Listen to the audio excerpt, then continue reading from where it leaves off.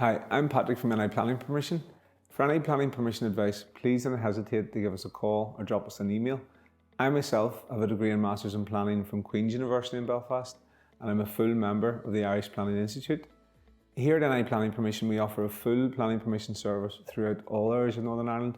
We can assess your land or property for its planning permission potential, and if required, organise a planning application to the appropriate council on your behalf.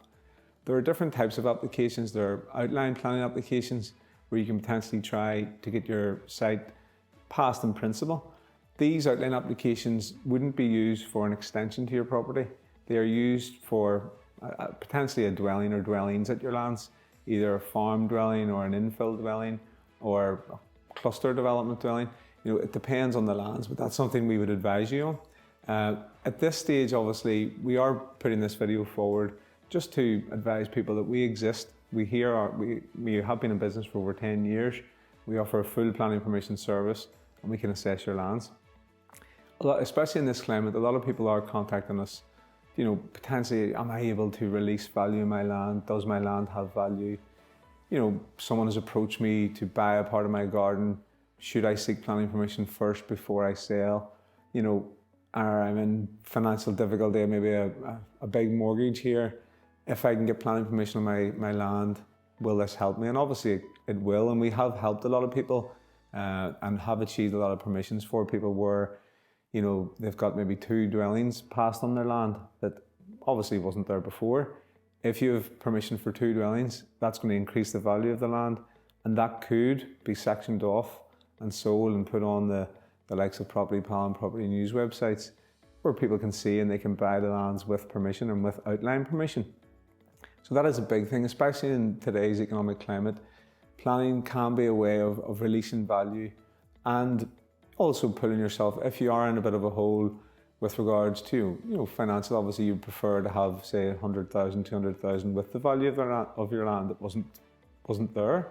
That is a big thing, and we are seeing, it's becoming a lot more common.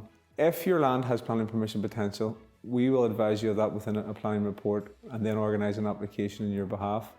Also as well, there are a lot of people are contacting us for annex extensions, whether or not they need planning permission for it or whether or not they are eligible for planning permission. If your land or property has a lot of space around it, potentially a detached property, it's slightly easier to get an annex development approved with that type of property, given the room you have available. So that's something we would assess your property. We would see how much land you had available and how big you wanted the annex extension to be. The annex extension will have to be subordinate to the existing property.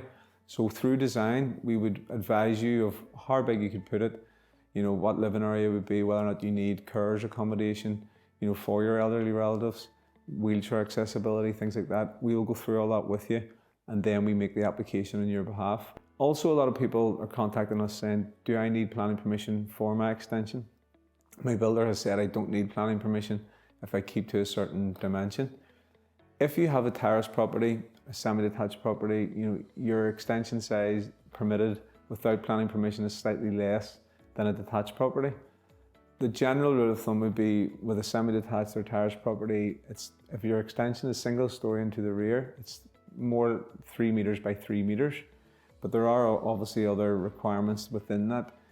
Say, for example, if you're building an extension over a main sewer line, a lot of people don't know that these exist at the rear of their property. It may be adopted, so it means then you do need a build-over agreement. So there could be a lot of issues and hassle there if you carry out an extension, before investigating that and getting the appropriate permissions. So if you ever tried to sell your property, there could be issues there. So we would advise you, we would assess it before you start any works. It means then you're fully covered. Also, a lot of people are contacting us, for change of use in this climate. If they rent a unit, can they get planning permission? Do they need planning permission for, say, hot food or cafes?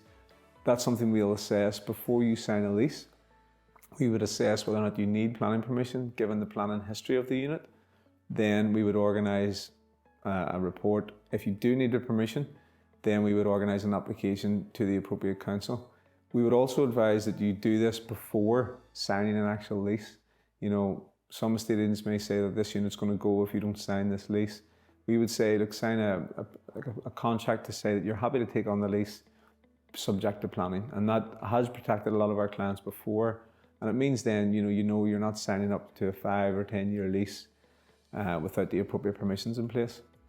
Another thing as well, people are contacting us, they've maybe saw a site that's for sale and it's had planning permission before, but the permission has lapsed. That, there can be a way to potentially get those applications renewed again. It just depends on the site.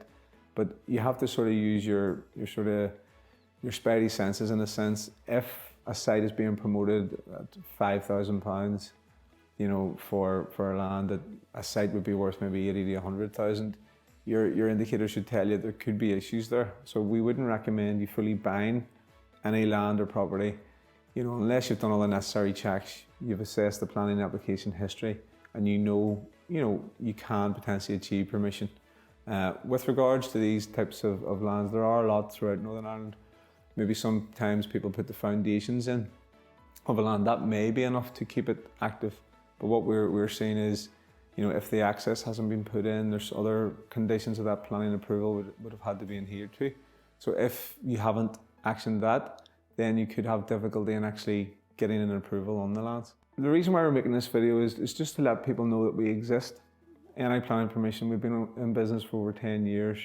We offer a full planning permission service. We can create outline applications for dwellings or dwelling at your lands, farm dwellings, and extensions.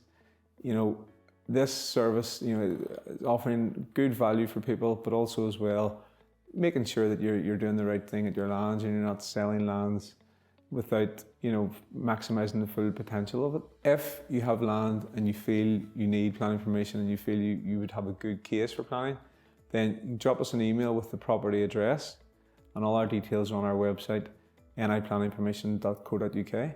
If you email it through, we'll go through all the details with you. We can give you a call, and there's no cost for us to give you a call and go through the land details with you, but there can be a cost for us to visit the site and organise a planning application. But that's something we go through with you. Again, Northern Ireland is a small enough place, but we cover all areas of Northern Ireland. We can assess your land and go through it for you. So any questions, just give us a call and we'll go through it for you. Thanks.